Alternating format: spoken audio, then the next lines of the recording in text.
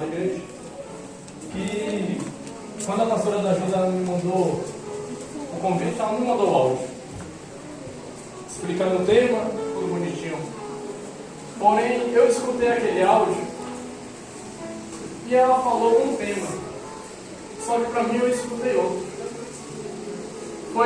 Eu escutei nitidamente Mateus 22, versículo 8. E ali, tirar dúvida, eu escutei o áudio de novo. 22, versículo 8. Falei mais uma. 22, versículo 8. Falei isso, vou estudar. Estudei um dia. E com isso na mente, depois eu fui para... A pastora me mandou o cartaz, que até então está muito lindo. Cartaz muito lindo. E eu cacei aquele tema naquele cartaz. Falei, epa, cadê esse tema? Cadê esse tema? Tinha um tema lá, Mateus 28, versículo 3. Eu falei, será que mudaram e não me avisaram nada? Eu falei, eu vou mandar mensagem para a pastora. Antes de mandar, eu fui no áudio. E quando eu escutei aquele áudio, saiu 28, versículo 3. Eu falei, para. Não. Corri para minha mãe. Falei, mãe! Expliquei para ela, ela falou, fala o que Deus te mandou falar. E essa é uma palavra que eu estava confiante pelo motivo. Eu falei, a igreja escolheu e já sabe o que está por vir. Fiquei tranquilo. Quando eu descobri que era outro tema, a perna bambeou. Eu falei, eu não vou pregar isso não. Falei para minha mãe falou, prego que Deus mandou você falar. Eu falei, fui pro joelho.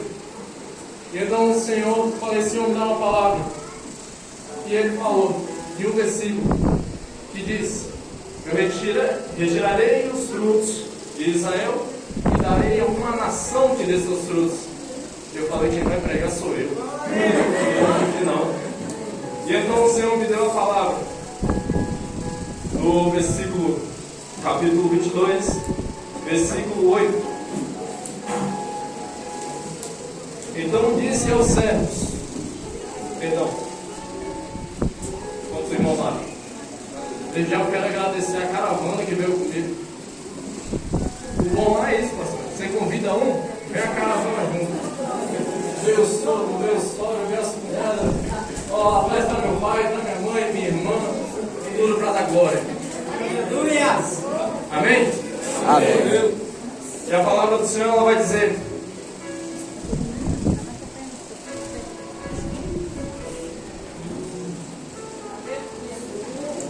então disse aos servos: as bodas na verdade estão preparadas, mas os convidados não eram dignos.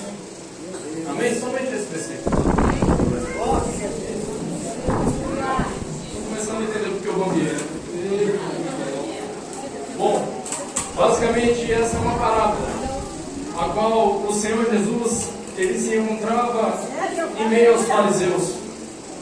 E o Senhor, dando aquela aula maravilhosa que ele sempre deu, ele vai entrar e enfatizar uma parábola. A parábola das bodas. Nessa parábola vai trabalhar em cima de um rei. Um rei a qual fazia um banquete para o casamento do seu filho. Aqui a gente já consegue entender. Não é qualquer ação, não é qualquer ato. É um banquete para um casamento. Hoje um casamento é algo muito importante. Porém, antes, para os pais, isso era motivo de uma honra tão grande. E aquele rei, ele prepara esse banquete. E envia seus servos. Agora, o banquete está pronto. Agora, convida os meus convidados. Aqueles que eu escolhi, convida. E os servos, eles vão. Porém, na primeira chamada, no primeiro convite, aqueles que eram para ser convidados, eles não vão. E os servos voltam e o rei, sabendo disso, ele fala: mas eu preparei com tanto carinho, está tudo pronto, tudo no jeito. E ele então envia uma segunda remessa de servos: vão, chamam eles mais uma vez, talvez por um mal entendido, chamem eles. E então agora esses que eram para ser cuidados, eles dizem que vão fazer algo mais importante. A palavra do Senhor vai dizer que uns foram para os seus campos e outros foram para os seus negócios. E outros agarraram os servos do rei e nos mataram. O rei, sabendo disso, o rei, sabendo dessa tragédia, ele faz com que o seu exército vá atrás desses que mataram os seus servos e acabem com eles. E então a palavra do Senhor vai dizer que o banquete estava pronto. Mas os convidados não é digno. Acaba aqui? Não, é aqui que começa. Porque aqui o rei, ele fala, os convidados eles não eram dignos. Então não me importa, faz o seguinte, pegou uma terceira remessa de servos. E agora ele faz o seguinte, saiam pela cidade e convidam todo tipo de gente. A palavra do Senhor vai dizer que ele fala para convidar pessoas boas e pessoas maus. Ou seja, pessoas sem acepção. Tudo que é tipo de gente convida. Eu imagino a cabeça do servo naquele momento. Claro que não vai questionar o rei, mas imagine um servo conversando ali, rapaz, o rei preparou isso tudo para aqueles convidados lá e vai chamar esse pessoal aí. Ele está doido. Mas o servo, sem questionar, eles vão e saiu convidando todo mundo. E aqueles que são convidados, eles aceitam os convites.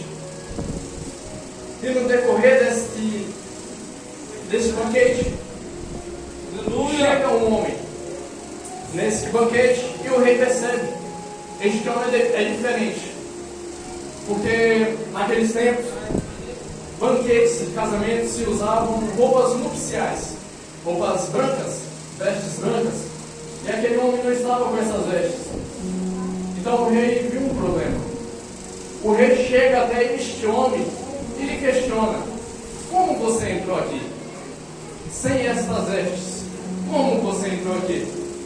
Este homem ele vai ficar calado. Este homem não vai saber o que responde. Então o rei ele chama os seus servos e fala: amarrai os pés e as mãos e jogai no abismo, onde ali haverá ranger de dente e tristeza. Cristiano, você já tem Apocalipse? Não. É a palavra do Senhor. É o que está escrito. E então logo após o Senhor vai dizer: porque muitos são chamados, mas poucos são escolhidos. Bom, essas são as minhas palavras. Então eu separei alguns tópicos.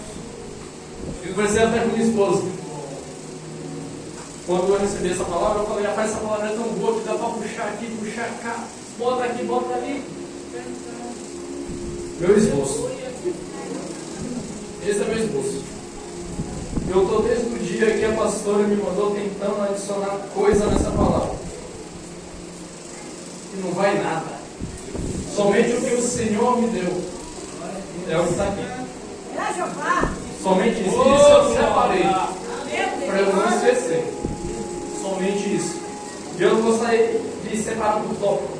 Que o primeiro é o convite. Aqui a gente vai começar a entender a graça do Senhor, até onde a graça do Senhor se estende.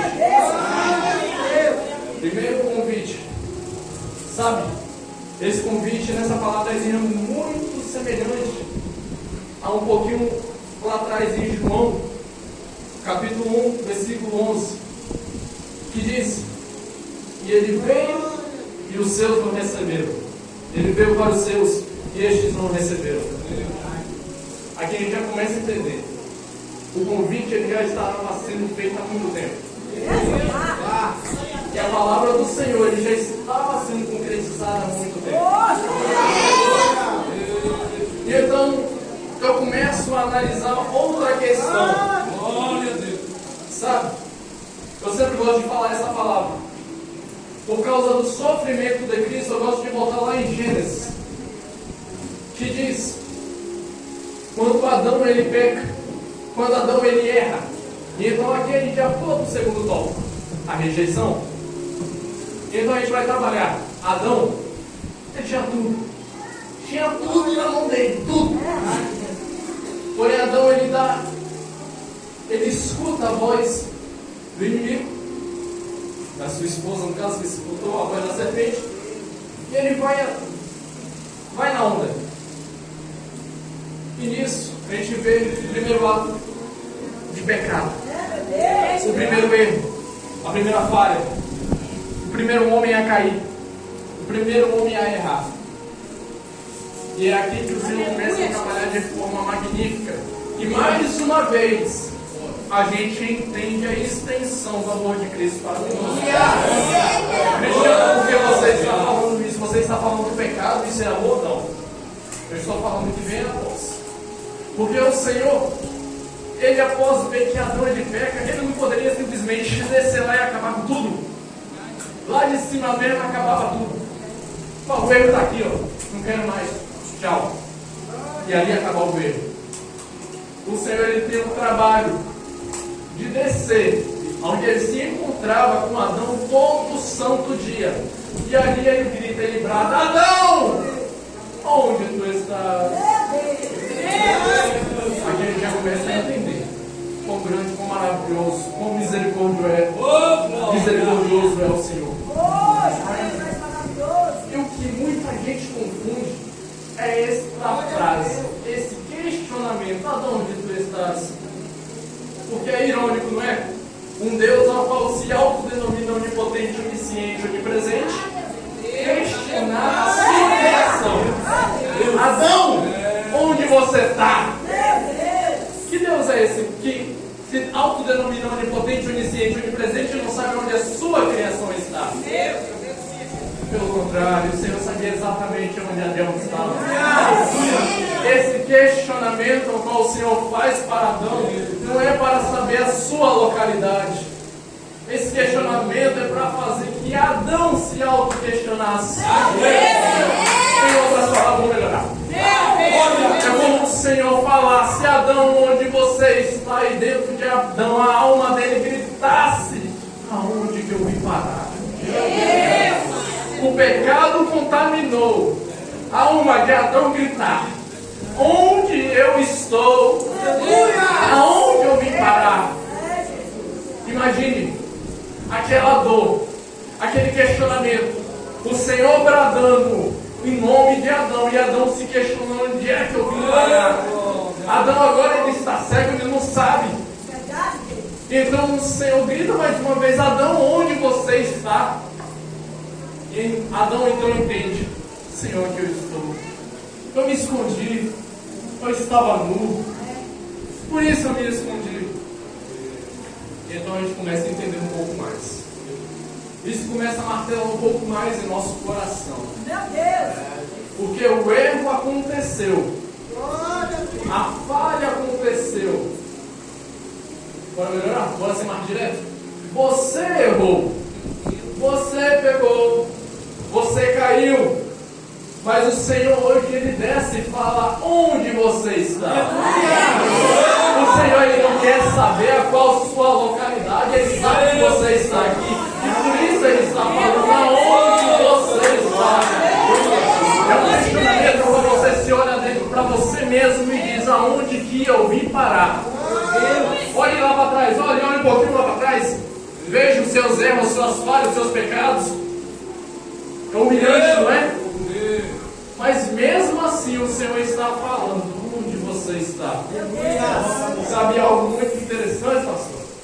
É o seguinte: que o Senhor ele desce no mesmo lugar. O Senhor ele não podia descer lá um pouquinho mais, uns 2 quilômetros lá para a direita? Porque o Senhor desce exatamente ali. É simples. Porque era ali que Adão se encontrava com o Pai. Olha que engraçado onde você está. Olha onde o Senhor está descendo nessa noite. Olha onde o papai está te questionando. Onde você está? Está na hora de voltar.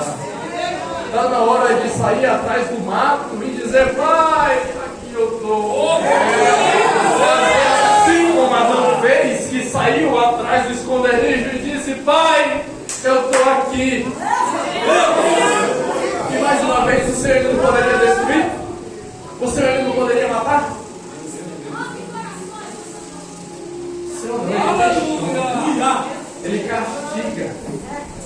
quê?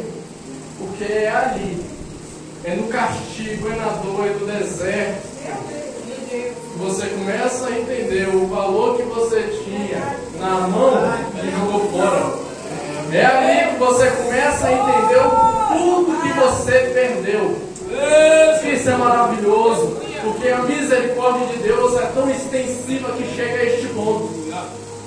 Você se lembra de quando Jesus estava caminhando com aquela cruz nas costas em direção ao monte para ser crucificado? Quando ele estava sendo crucificado, eu imagino para mim o Senhor lá no céu Todo-Poderoso se levantando do trono, vendo seu filho à beira da morte crucificado. Eu imagino ele levantando e dizendo: agora eu acabo.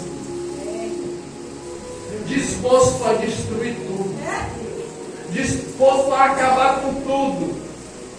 Eu imagino ele, quando dá o primeiro passo para isso, ecoa uma voz lá de baixo do seu filho crucificado: Pai, perdoe. Aleluia! Eles não sabem o que falam. E mais uma vez a misericórdia nos alcança.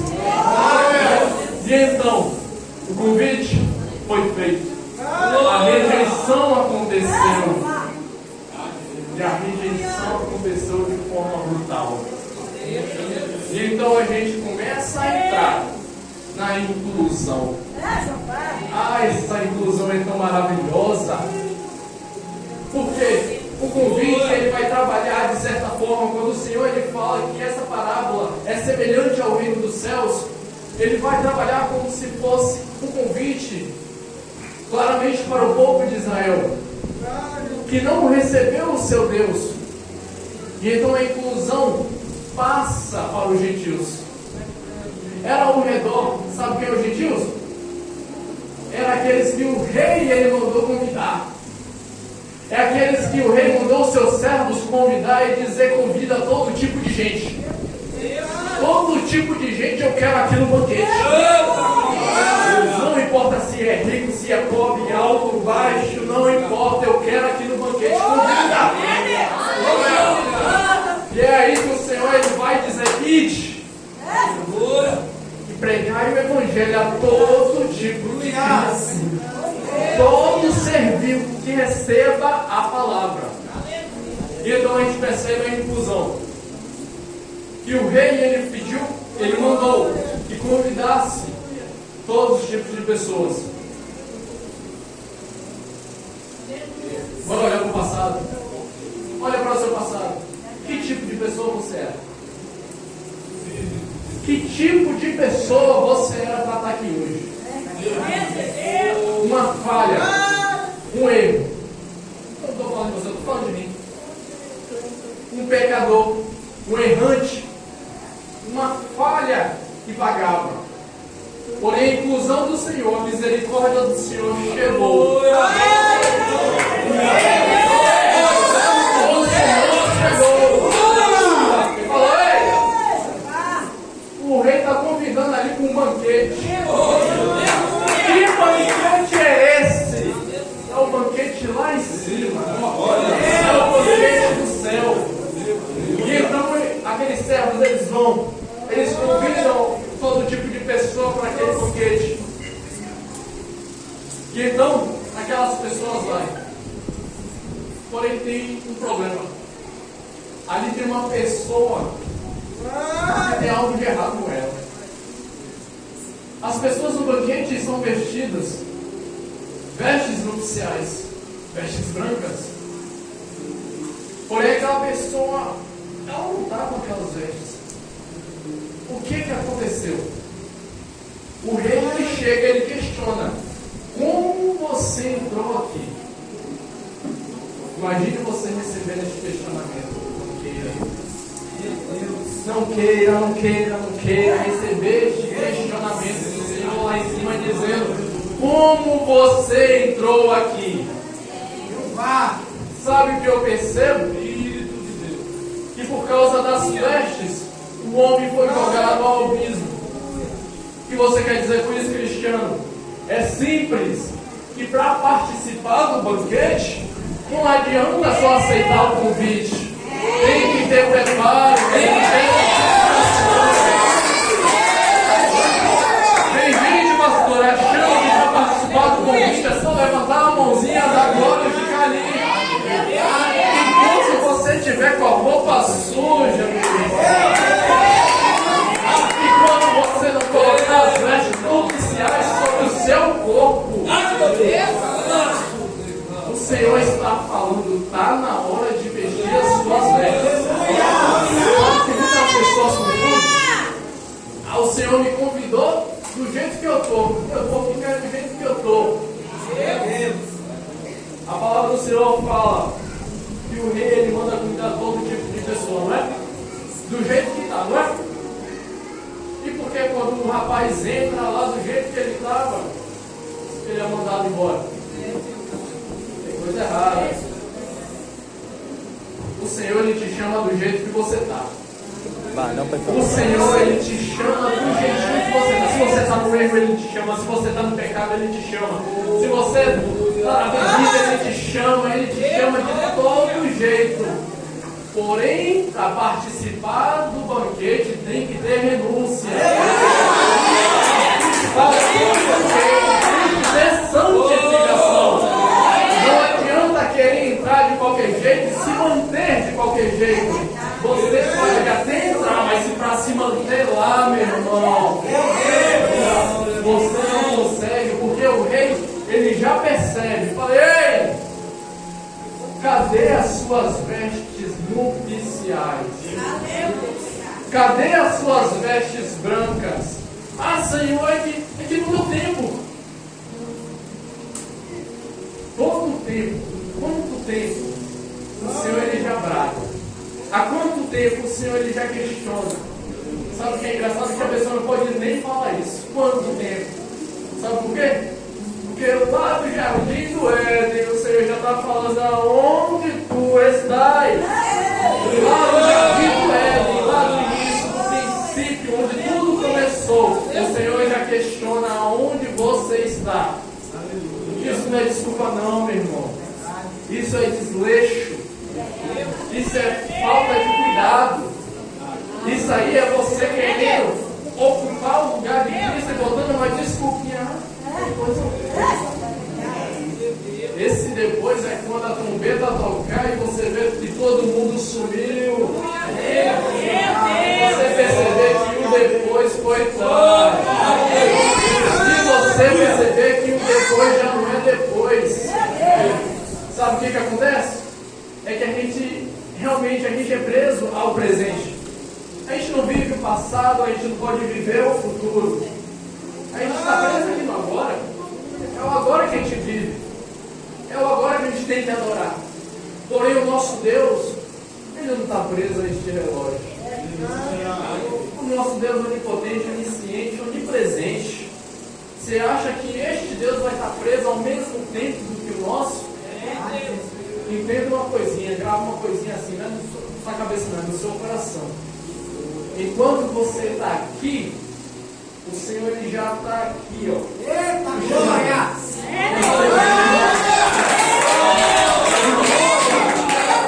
Enquanto você está aqui preso no agora, o Senhor já está lá na frente, limpando o caminho, dizendo aí vai ser aqui ele vai passar por glória. Aqui ele vai passar com a mão levantada e dizendo obrigado, meu Senhor. Porque é isso que acontece. Às vezes a gente tem que pular um pouquinho fora, né? Tentar imaginar como é que é o futuro. A gente imagina tanta coisa boa, mas as coisas ruins a gente deixa de lado. Mas se a gente soubesse que essas coisas ruins que faz a gente perceber que as coisas boas são boas, a gente mudaria a nossa mente. E não é? A gente só percebe quando está ruim, quando a gente enfrenta algo pior. Verdade. Meu irmão, se eu fosse você, eu estaria dando glória de uma forma. Não queira ter que experimentar o pior para perceber que estava uma maravilha. Não queira ter que experimentar o pior para perceber que estava no céu. Então o Senhor, Ele vai dizer, a palavra do Senhor, Ele vai dizer que muitos são chamados, mas poucos são escolhidos. Sabe algo que me chamou a atenção? Que quando a gente faz um convite, primeiro a gente chama, depois escolhe. Bora fazer um casamento. A gente vai sair chamando qualquer um? Não, escolhe. A gente vai escolher antes. A gente escolhe antes de chamar. Olha que maravilha. Você até pode não ter sido chamado ainda, mas escolhido é outro. Cristiano, mas será que eu fui escolhido agora? Será que eu vou ser escolhido daqui a pouco? Uma surpresinha para você. Jeremias 1:5, que diz: antes que você se formasse no ventre de sua mãe, eu te escolhi. Eu te chamei por profeta. Antes que se formasse no ventre da sua mãe, já estava tudo escrito. E a gente percebe mais uma vez que o nosso Deus não está preso ao tempo, não. Porque como é que um Deus que está preso ao tempo já vai escolher algo que nem existe? Não, papai, já estava na frente de algum tipo, já tinha acontecido. Esse vai ser Deus. Esse aqui é Deus. Esse aqui é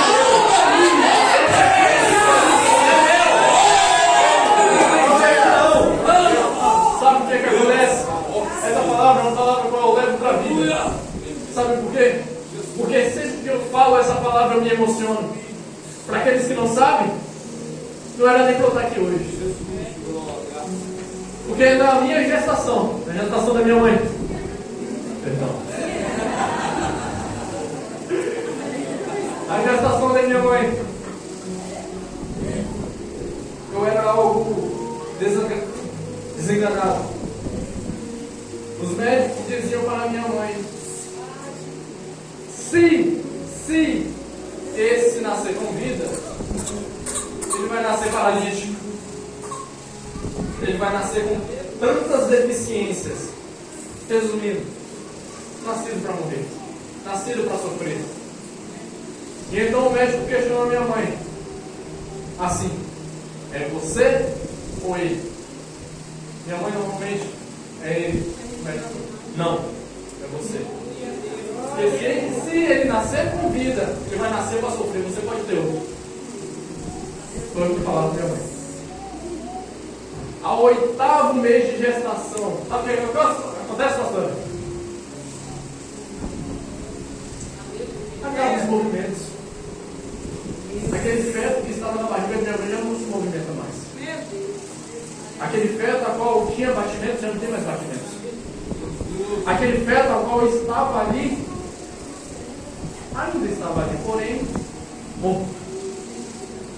Um feto agora morto.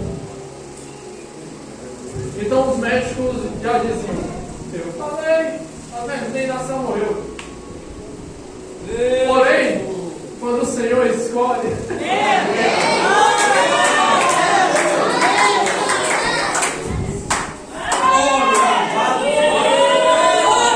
Senhor ele fez uma senhora sair de sua casa e até o hospital, naquela unção maravilhosa. Essa senhora se chamava Océlia Machado, minha avó. Ali ela se encontra com minha mãe, coloca as suas mãos sobre o ventre da minha mãe. A minha avó, ela clama. Aquele feto, ele volta. Mas tem algo estranho, tem algo diferente. Aquele feto era desfigurado, agora esse feto está perfeito. Agora esse feto ele movimenta, e os médicos se questionam: não, o que foi que aconteceu. No meu nascimento eu nasço. Minha mãe dá a luz. E eu nem defendi. Para a honra e glória do santo nome do Senhor Jesus Cristo, estou de pé. Junto com esse exército de Cristo, levantando a minha mão e dizendo: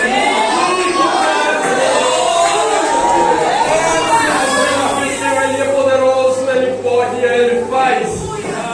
Ele para. Sabe aquele ditado? Ele para, mas para Ele nunca falha. Ele pode até demorar, mas falhar Ele nunca falha. Nunca. Sabe? Um detalhe, eu abro novamente. Meu pai era estéril. Minha mãe era estéril. Como é que eu estou aqui?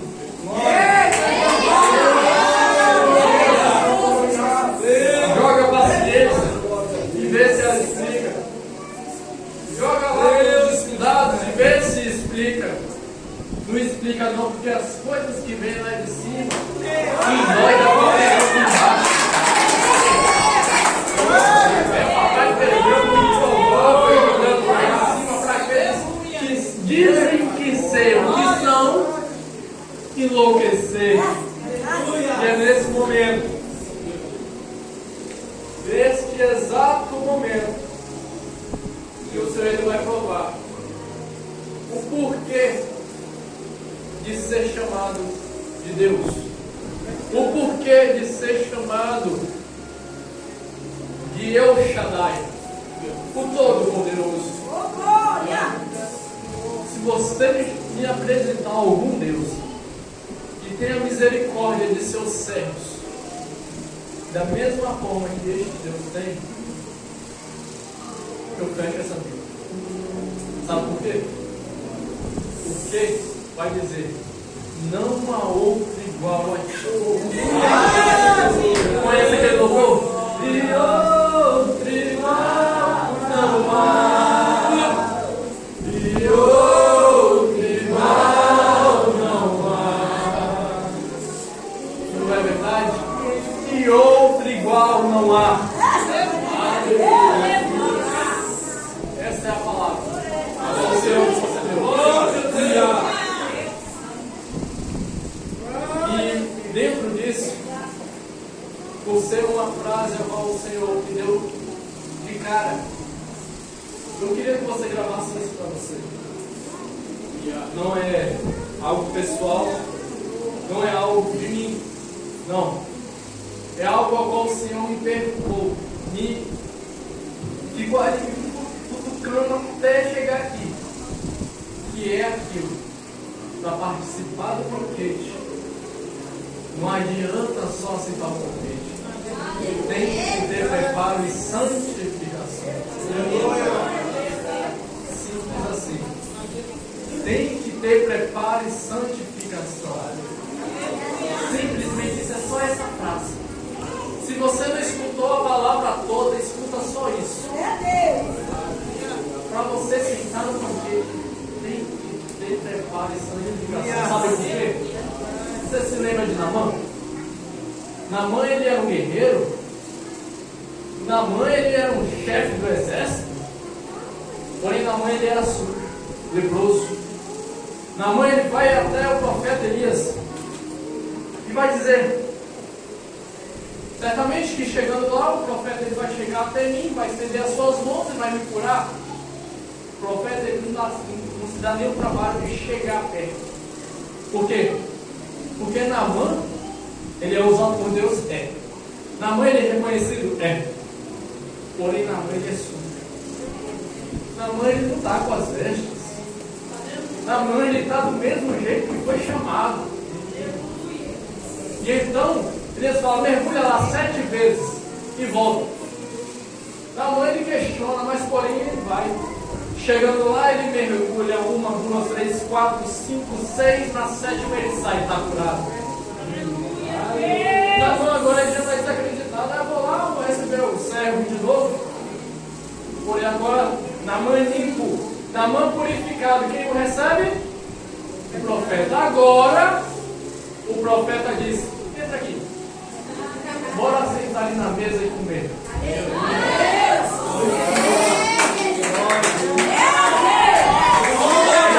A mãe estava suja, Deus deu o trabalho de chegar à sua presença.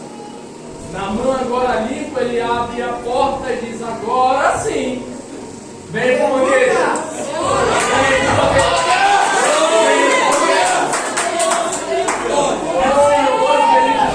Vem com o banquete. Senhor, Cristiano, mas eu estou sujo. Ele está te chamando do jeito que você está. Não é possível que você não entendeu até agora. Ele está te chamando do jeito que você está. Porém, na caminhada para chegar lá no banquete, a renúncia é sua. A santificação é o seu trabalho. O preparo é o seu trabalho. Ah, eu vou esperar em Deus. É o seu trabalho. Aleluia. Oh, glória. E é essa palavra que eu quero deixar para os irmãos. Que o Senhor vem estar bradando nossos corações cada vez mais. E se essa palavra não foi o suficiente, neste momento, você leve em seu coração que o Senhor vem estar te incomodando. E se você não gravou essa frase, até agora você não vai dormir e o Senhor vai ficar te incomodando. Tem que ter preparo e santificação. Somente isso. E assim eu agradeço aqui por